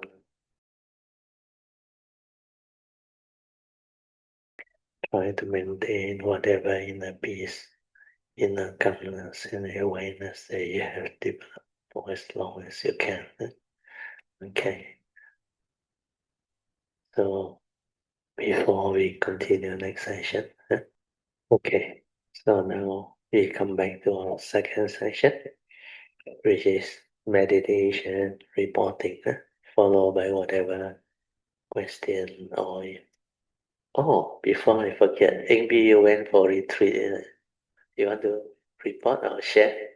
Uh, yeah, I now only recall. Yeah, pass the mic to. Evening, Badil, Still, and Kalyamita. Yeah. This meditation retreat was conducted in Wisdom Park, Oh, Kuala okay. Kubu Baru. Oh, KKB, Nananda there. Yeah. It's a very beautiful place. Oh, sadhu. Very, very refreshing. Very Yeah. full of good fresh air, fresh good air. energy. Yeah. Very nice. Very good, sadhu. What I benefited a few things like the reminding for me to make sure my body always upright. Sadhu. The head Okay. upright, Yeah. so that the qi flows is Yeah. And you are relaxed. That one very important. Yeah, relaxation is the key. Yeah. Very important. And there's one part that Ayah Sumangala said, when there's ignorance, because no sati. Yeah. So it like struck me quite strong, deeply inside. And then from there, like the first night Dhamma talk is talk about this. So from there, I like suddenly like charge up, determined to be aware. To be aware. Sadhu. That one is very useful. So she also shares some the Satipatthana Sutta on daily mindfulness. Sati Sampajanya. He said in the sutta, he said moving forward aware, moving backward also aware. Yes. So while one of the 2 or 3 days I was doing a walking meditation Sadhu. in one of the pavilion outdoor. Yeah. So I said, why not I try walking meditation forward and walk backwards. Yeah. Because the pavilion is a squarish thing. Yeah. So I know the 4 columns, I very safe, it's a flat area. Yeah. So like, since I'm very secure, I feel very relaxed. I move forward or backwards, full awareness. Oh, sadhu. Step by step. Step by step, aware every step. Yeah, sadhu. So then your mind will settle down very fast. Very fast. Then when you go for formal sitting, you just go into stillness, tranquility. The mind very quiet. Yeah. Very good. Yeah, exactly like what Brother Teoh said. And then because I'm away from others, secluded, I'm alone there. The kaya viveka, kaya seclusion, means the first seclusion is to seclude everything around your kaya area, means whatever worldly thing, your duty, your relationship, whatever is viveka. That's why they call it going for. When you become a monk, you renounce. The first stage of renunciation is kaya viveka. That's why they give you a new name. your family connection now is supposed to renounce. Not to say they don't exist, but once you take over the ordination or go for, you renounce everything around you, including your whatever wealth or whatever. Then you go into a what they call religious life. Uh, Then after that, when you develop meditation, is to seclude your mind from external. That's why to seclude your mind from external, you need to be aware. If you are not aware with it, you are lost in thought. Your mind can only do one thing at a time. Uh, But when you are aware with it, that is to develop the meditative heedfulness, to develop more and more stability of understanding and awakening. Then sometimes when you use that mind, which is in the state of creativity, to be aware and to contemplate, reflect, or to silently develop the understanding, that stage actually you may like be without anything to disturb you, but that contemplative wisdom, there is some thought involved, but very slow. Slow and yet at the same time you're aware from within. So that contemplative wisdom and also reflection and inquiry during very tranquil and quiet situation, or we say conducive environment. Sometimes at home alone, I also do that. I just silent and I stand, then I walk, then I contemplate and reflect. Then you can actually develop the meditative movement. But it doesn't mean that just now the statement you make is only generally true. The nun that told you avijja arises because you lack sati. It's only partially true because that avijja actually will cease the moment you realize. Understand? The moment there is awakening, then the avijja will cease. But it doesn't mean that you have to be aware all the time. It's just like Sun Xiu. He was caught in that because he doesn't understand the true mind. So during cultivation, that's why we call it the sekas, the seka, under cultivation, under training. Then the teaching stress on heedfulness. You have to be aware, mindful. Then use it to develop the meditative understanding. Means ever mindful, constantly meditative. But once you have developed the understanding, then you go back to normal. When you go back to normal, we call it asekas, beyond training. So that one, you don't have to, like, since you got it wrong, maintain the awareness throughout the day. Actually, later on, when your Monday mind collapse, the awareness is there with you all the time. Yeah. But those situations are different. But before the Monday mind collapse, most of the areas who have the understanding, they need not maintain the full awareness, but they will have what they call the mind that has the spiritual faculty that can allow them to live life. Then when they need to arise a thought, means they may not be sati because you can only do one thing at a time. But when you arise a thought, you will actually have right thought because of the right understanding. The right view comes from the wisdom. So this right view will condition right thought, action, speech, and whatever thing you do, right living and all things. So when you are developing all this noble eightfold path training, you actually living life. You need not be in that state, but for you all in the retreat, yes, you can maintain awareness or sati, then chances of one becoming heedless or lost in thought is almost like nearly impossible. Yeah.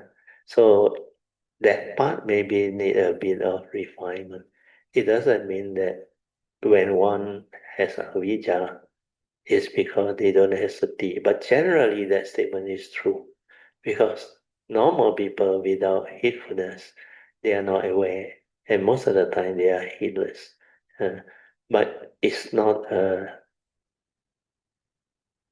statement that is always correct.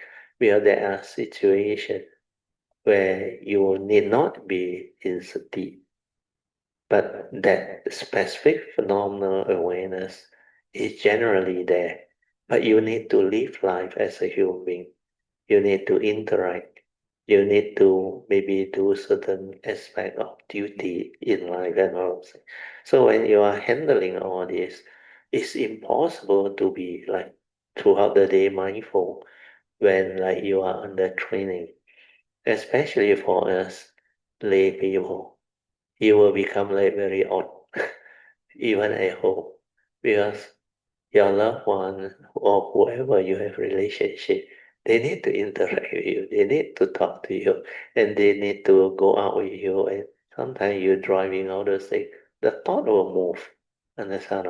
But you don't have to be like aware of everything. Then you cannot drive, understand? When you want to try, you need to be aware of the traffic first. But the thought that it move, you also aware. But that movement is a reality. Then that movement can condition you to recollect or recall certain things that you want to do. That's why when you try, that memory come back. Then you know you have to do certain things. If it's important, you make a decision to go back and to or attend to it. So while living life, always remember it's not like in a conducive environment, retreat condition or what, where you can determine to be ever mindful, constantly meditative. So that aspect, once you understand, then you will not be like rigid. Otherwise, some yogi, ayo, I did not aware already, I have avijja. It's not like that. Avijja is ignorance of the truth, especially the essential Dhamma and the Four Noble Truths. But once you have the right view with regards to the nature's law that governs life and existence, that right view is very powerful, very important. It will root out avijja. When you develop the direct seeing, the insight into phenomena and the awakening, then the avijja is rooted out.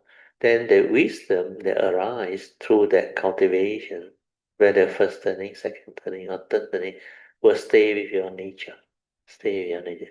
And during that time, even you are without sati, doing your daily thing or living life or what, it doesn't mean you have avijja.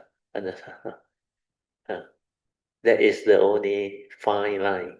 So don't be caught in that definition. Then allow that thought to condition the mind to think, oh, I'm not aware I have avijja. It's not like that. But you continue. Yeah.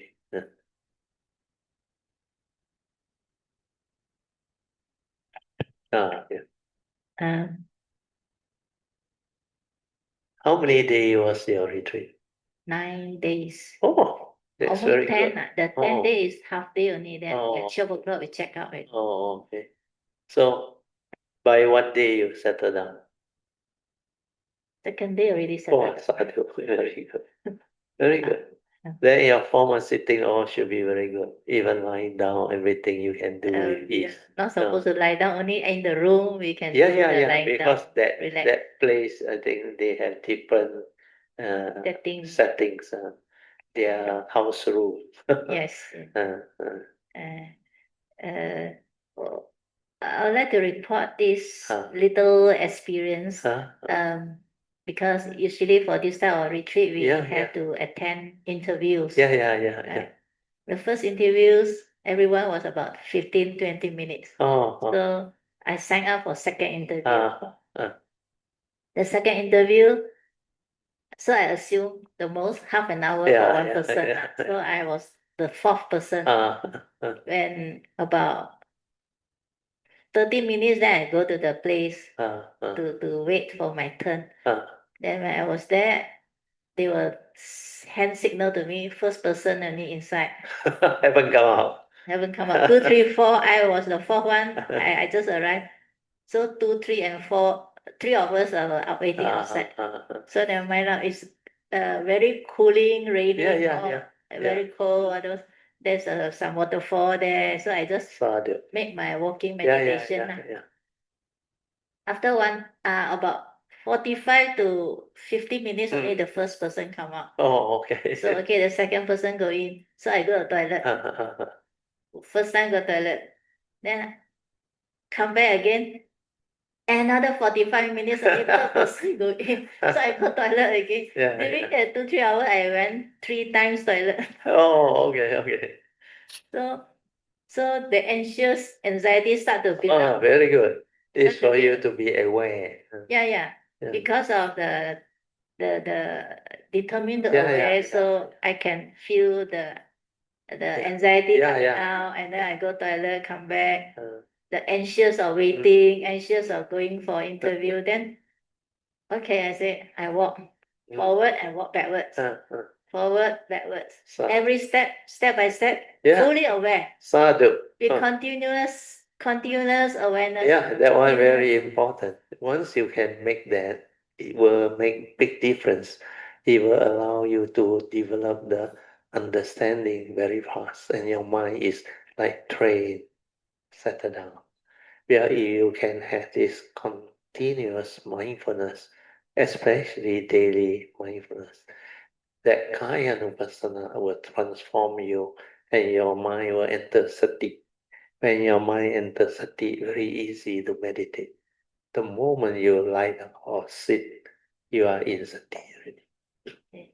And the formal meditation can lead to deep state of tranquility and stillness, the clarity of mind, everything.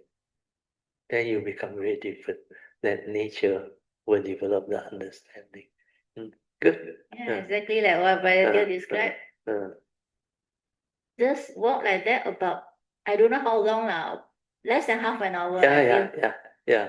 But fully aware every step forward or every step backward. Then you become very different after that. Then suddenly this awareness like, no more anxiety. No more. No more anxiety. Totally gone. Anxiety. You know why? It's just like mental hindrance. This anxiety is like one of the hindrance, restlessness of mind. And that's anxiety. We call it anxiety because you have this preconceived idea that 15 minutes, maximum half an hour, but it end up 45 minutes, 45 minutes. Then you have gone to toilet 3 times. That's why the mundane mind will create this. So what happens is when you are in sati, fully aware, the thought gone. Understand? That's why I say, whatever mental hindrance arise. Last time I teach you pain, you remember? Pain. Silence everything and stay with it. Then sati will take over. Understand? Sati take over. No more sati. No more that mental hindrance. Nothing to hinder your mind. Your mind enters sati very fast. So for your case also, say when you start to walk, you can develop the continuous mindfulness. So in your case, because the anxiety is not like pain, sharp enough to cause you a lot of irritation, then you need to develop the ability to be with it, aware. But anxiety is just a thought moment, understand?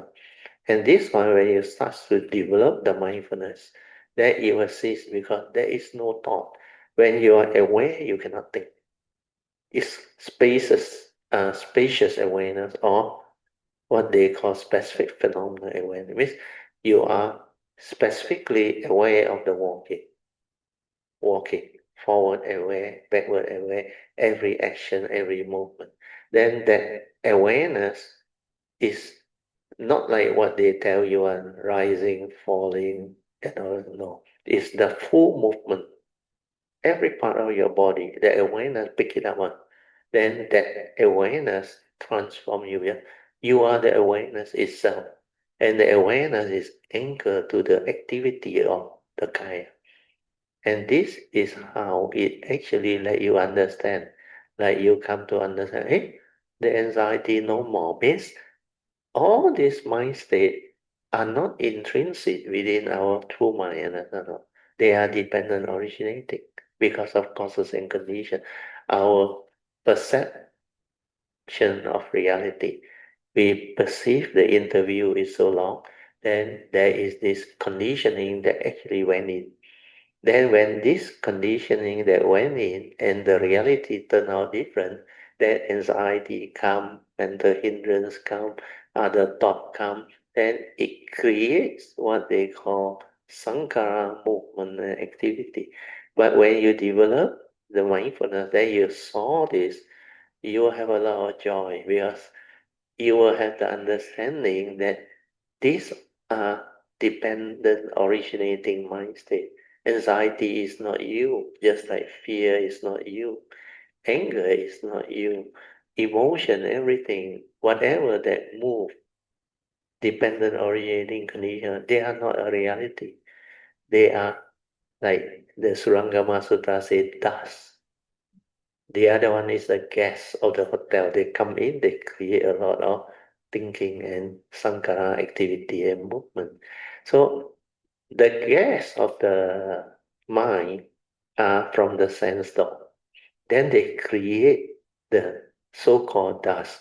This dust is whatever you perceive in life, the external phenomena and all this external whatever manifestation to the creation.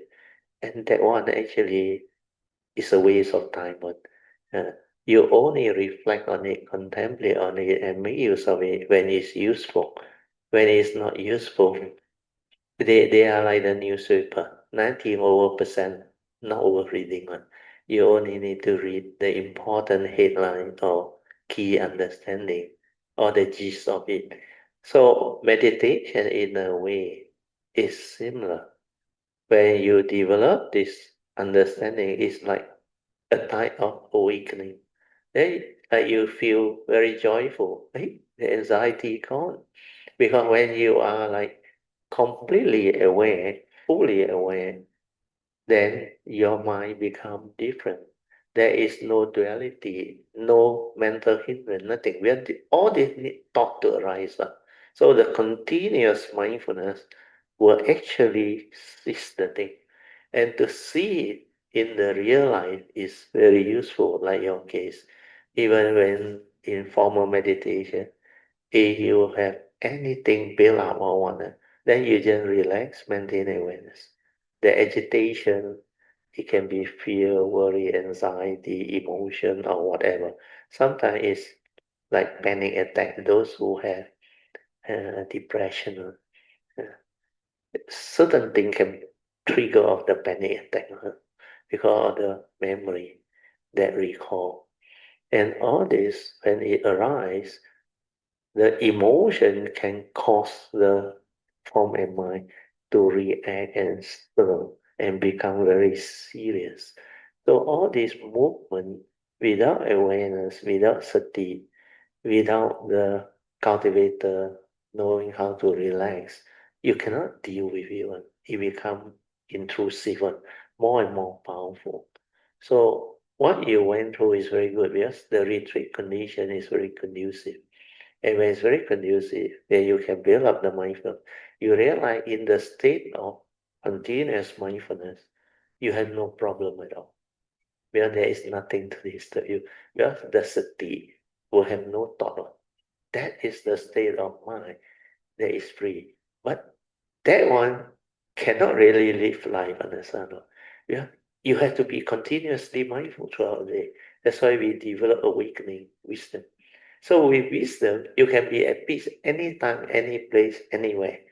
Understand? Just like the Buddha. If he's only at peace when he's sitting, meditating in the monastery, then he's not the Buddha. You have to have that yoniso manasikara, or wisdom at the moment of sense experience to make you peaceful at every moment of sense experience. Then you can live life. That is the final understanding. Very good. Then what happened after you realize that? Sadhu. When I know very clearly the anxiety is not there, then the little wisdom that insight will like shine forth. That is cause and effect. Cause and effect. Cause and effect. The cause is being very sati, being mindful, continuous, mindful or aware. Then the anxiety no more is an effect. That is a reality. And then you see very clearly on everything is dependent. So you don't have to worry about life. Well, whatever emotion arises is condition arising, dependent on it. So if I still have the what they call like habitual tendency not rooted out, it will come on the side. It will stir for a while. But the moment it stirs, your yoniso manasikara come out already, then it will stop. That's why a lot of Kayamita now can do that. But later on, when your stability or understanding become very stable, you realize it cannot even stir anymore. Like the Buddha said, you will come to know that this mental hindrance or emotion or negativity or mind state, they will not arise anymore in the future. I mean, completely rooted out. Because by then, the stability or understanding is already there. It cannot even, like last time, stir for a while, then stop.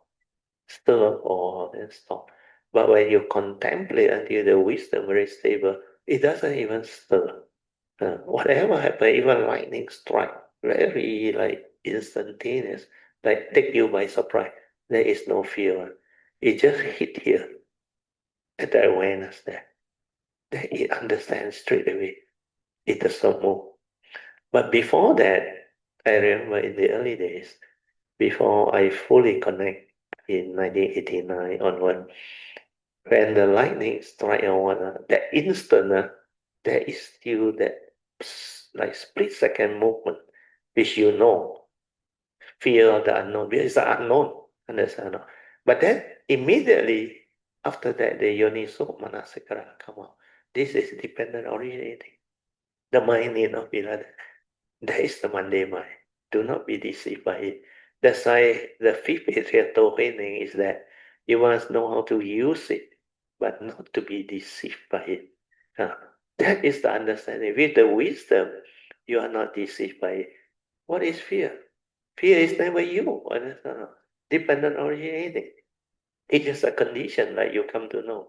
When you are continuously mindful, the hindrance cannot be there. The anxiety cannot be there. And there is just a reality. Then you will know how to understand life and live life. Very good. Sadhu. In fact, all these are like meant to be. If the interview time for the first 3% is shorter, the anxiety won't come. Won't come. Because of the long waiting time. Now you understand the meaning of expectation. Our preconceived idea create expectation. We expect the interview to finish fast. Then, like in relationship, we expect our loved one to understand us. This expectation will trigger our suffering when you rigid about it, when you don't have the clear understanding. The reality is, understand, they are just the way they are. Whether they appreciate, they don't appreciate, that is the reality. If you cannot be at peace with what they are or the way things are, then you will suffer when you cannot get what you want. That's why never hold on to expectation. All these are ideas manifested by thought and the son. So ideology, expectation, craving, wanting things our way, which is not in accordance with nature's condition. All this is like cultivating noble effort power. Take a while to stabilize it. Well, these are the final aspect of cultivation that only the Arya, especially Sotapan, Sakadagami, they have to cultivate on. to really develop the full understanding until they hit arahantship. Then after that, they don't have avijja already. And then their mind becomes different. No matter what happened in life, they cannot have suffering already by that. So that is the wisdom part that comes in. Then what happened after that? The interview. So being very joyful, Sadhu. like very confident. I wait for my turn to go in only. When the third person come out, I just go in. Sadhu, the sadhu. first report is this present present joyful experience. So Ayah Sumangala also said, oh, that is good. And then, but I said, be always relaxed. Relax is the key. That one is key. Yeah, that's why she also advised me to relax. Yeah. So I feel that like nowadays like more and more, other than the what Vimala Ramsey. Nowadays like more and more teachers and students are going towards awareness. Awareness based. So it's no more like very rigid on labeling. Correct. Correct. The inside knowledge. The inside knowledge no more. No more reading, no more. Because that one is theory, a lot of theory. Then with the theory, it conditions the yogi to look for all the signs. You don't look for the phenomena.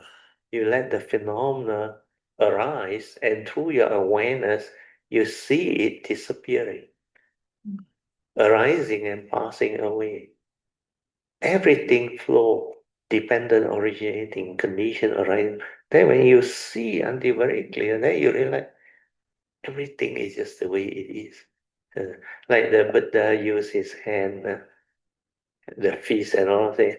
I recall, it's like my second last teacher. She just moved her hand like that. Then I awakened with the three characteristics. I was using my awareness to see, but I was fully aware at that time. Then I realized, hey, he just moved the hand. He told the Singaporean, he see, arise, exist, then move, disappear already. Another. Without word, I was there. Then my nature straight away, like something very powerful dawned upon me. The whole phenomenal world is like that, dependent, originating, condition, and that doesn't mean that particular phenomena. Means I realize all physical, mental, and nature's phenomena, they exhibit the same. That's how it triggers when you have the contemplative wisdom, when you're walking meditation or bowing, develop the stability of daily mindfulness, then it can just trigger. That's why you need to be heedful, ever mindful, constantly meditative. Then you stabilize it.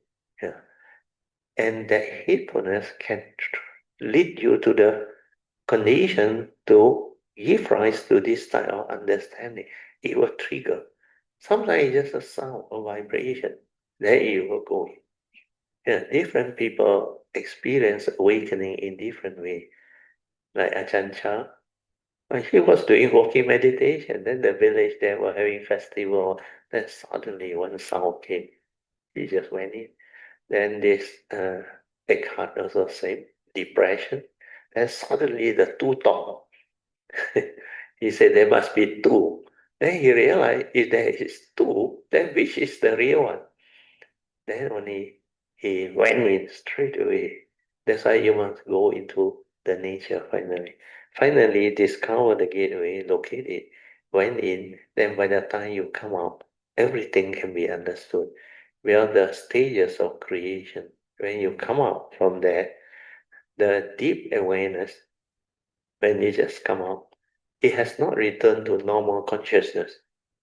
It takes a while before it returns. Then as this phenomena unfold, your awareness is so clear. Then you will know you are returning to normal awareness.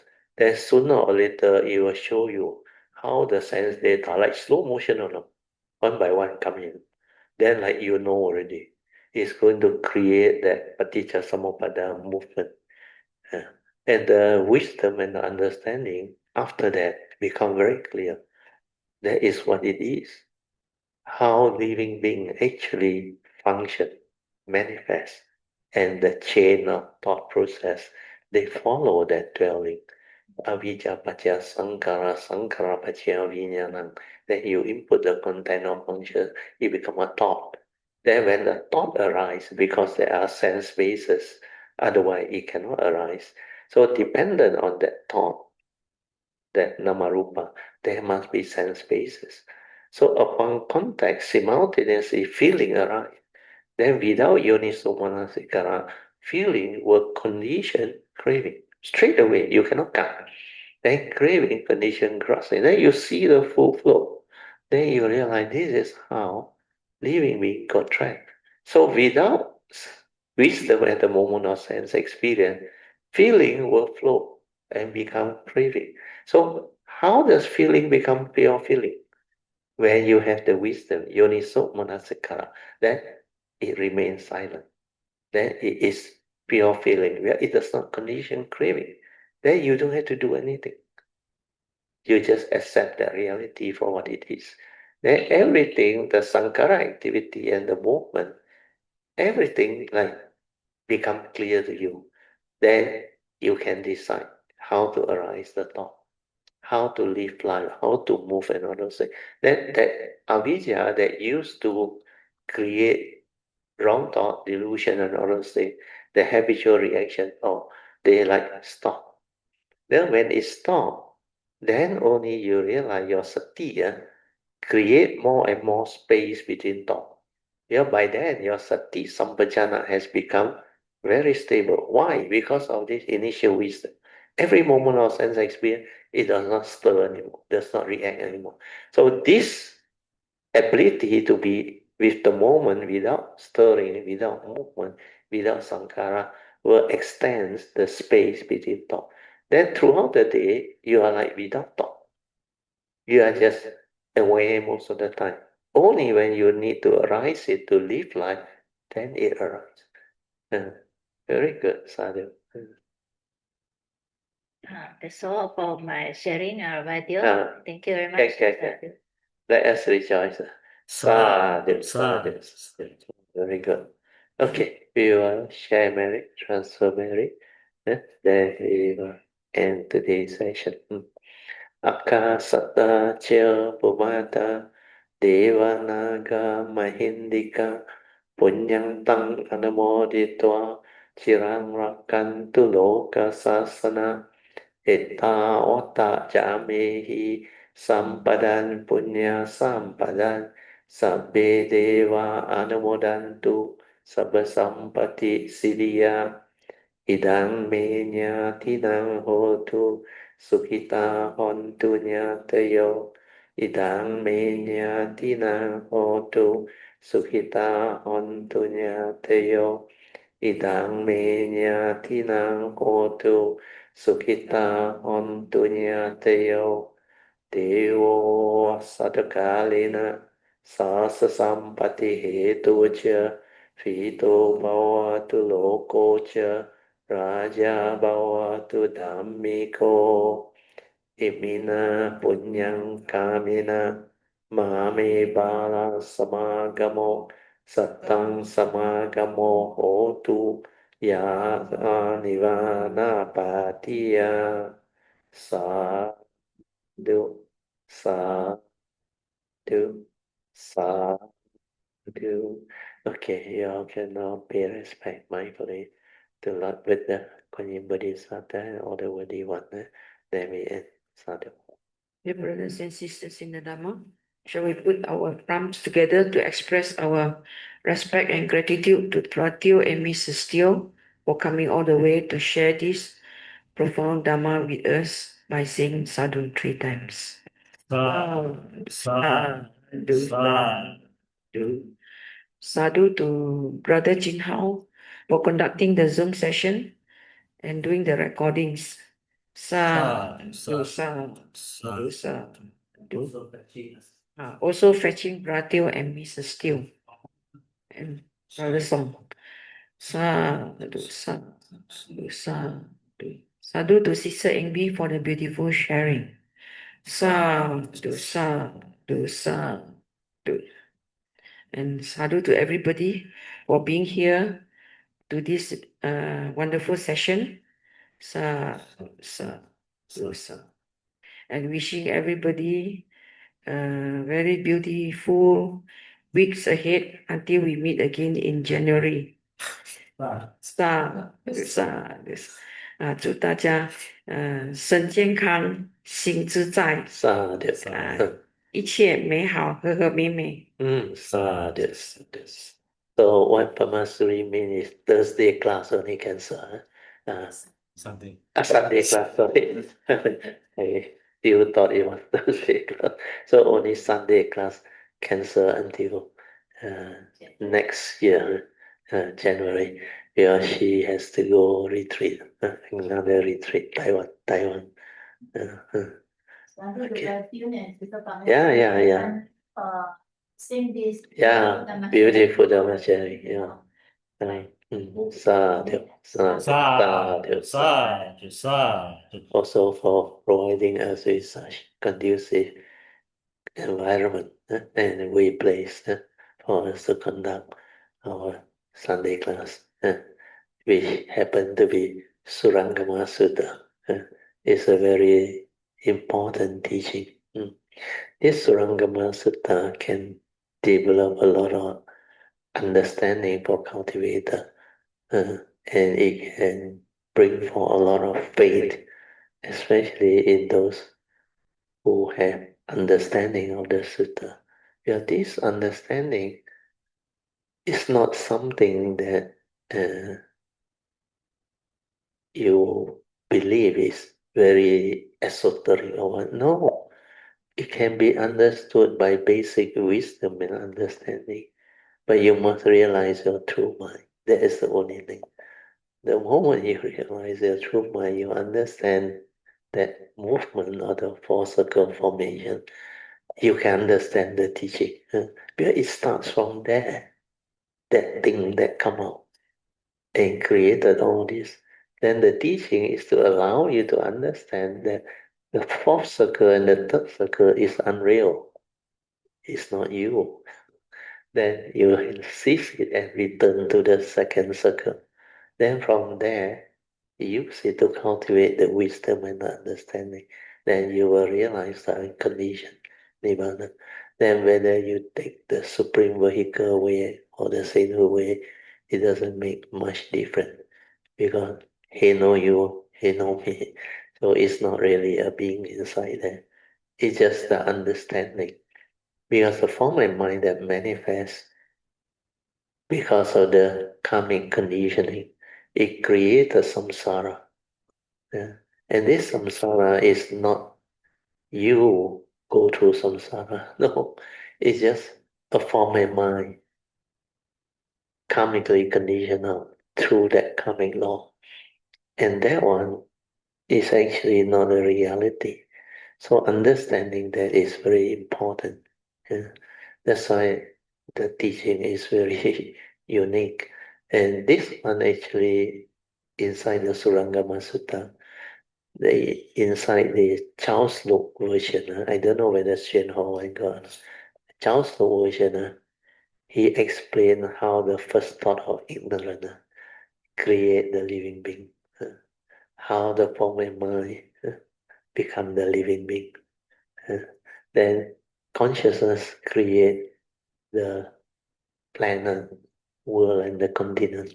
Then the traveler become the living being that zoom the whole of space and time, and either get lost in samsara or take the bodhisattva way to develop the perfection and the cultivation.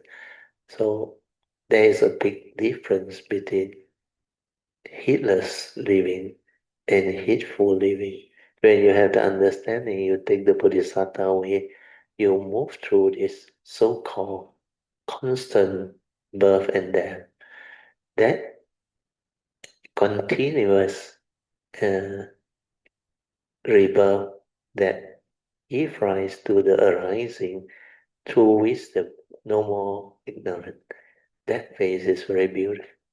That is the third phase of Dhamma Pativeda, where you get to live the life, the wonderful life of enlightened being.